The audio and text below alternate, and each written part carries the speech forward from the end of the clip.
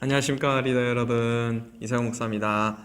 우리 3월 14일 날 나눌 GBS 말씀을 함께 보도록 하겠습니다. 우리가 너무나 잘 알고 있는 둘째 아들, 집 나간 둘째 아들의 비유입니다. 이 비유의 말씀을 우리가 많이 들었겠지만 오늘 특별히 어떤 포인트를 보고 싶냐면, 우리가 보통 이 비유의 이야기를 할 때에 탕자의 비유라는 말을 합니다. 근데 사실 이 탕자의 비유라는 말 자체가 크게 오해의 소지가 있습니다. 왜냐하면 하나님께서 이 비유를 예수님을 통하여서 주실 때에 하나님 아버지의 마음을 전해주고자 하는 목적이 굉장히 강하셨어요. 그러니까 이 비유를 통해서 우리에게 주시고자 하는 핵심의 내용은, 아버지의 재산을 가지고 이 둘째 아들이 다 가서 탕진했다. 이 둘째 아들은 나쁜 아이다. 너희는 이렇게 둘째 아들과 같이 탕진하면 안 돼. 라고 그런 의미를 가지고 이 비유를 주신 게 아니에요. 우리는 다 이 집을 나간 이 둘째 아들과 같이 다 아버지를 떠나 죄를 사랑하였던 다 죄인들이에요.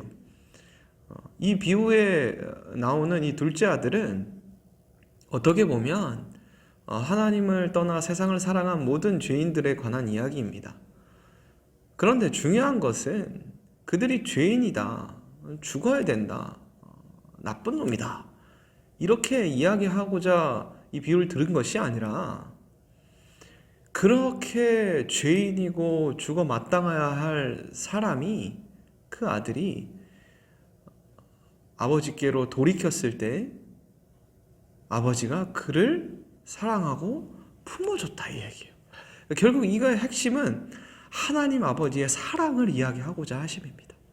우리가 어떠한 삶을 살아가면서도 마찬가지로 우리도 하나님 우리에게 주신 모든 것들을 감사 여기고 하나님 품에서 행복하게 잘 살아야 되지만, 우리 마치 그걸 자신 것인 양 세상의 쾌락을 위해서 살아가잖아요.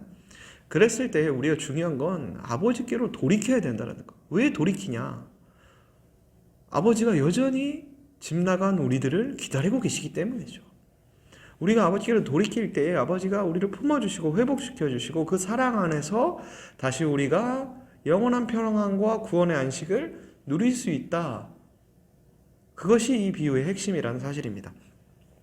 그래서 하나님께서 예수님을 보내셔서 이 땅에 우리 죄를 위하여 십자가를 지고 죽으시고 부활하신 그 목적이 무엇입니까? 우리를 정죄하고 하나님을 떠나는 우리를 버리기 위함이십니까? 심판하기 위함입니까? 아니에요.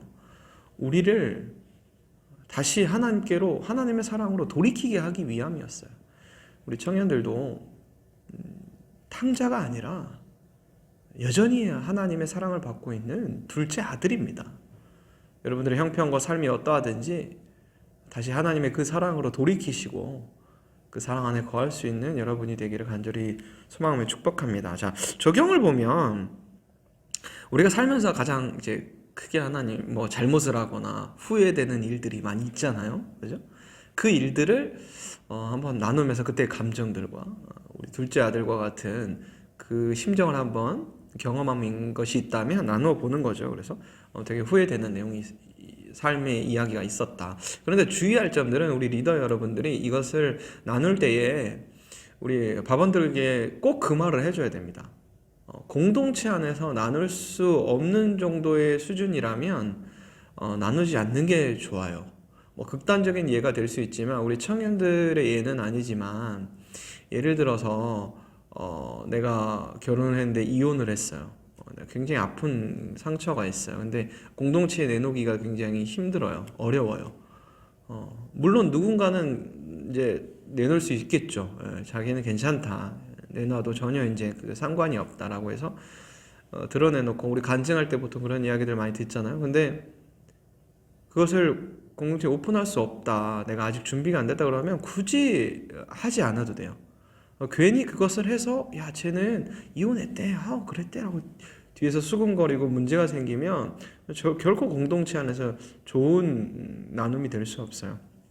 그러니까 공동체 안에서 내가 품어줄 수 있고 내놓을 수 있는 수준의 그러한 정도만 나눌 수 있도록 꼭 이야기를 해주세요. 그래서 혹시라도 민감하거나 자신이 이렇게 어려운 부분이 있다라면 굳이 나누지 않아도 된다. 공동체 우리 안에서 나눌 수 있을 정도의 자신이 상관없다고 생각하는 정도로만 회복된 상태로만 내놓을 수 있도록 그렇게 이야기를 해주면 좋을 것 같고요.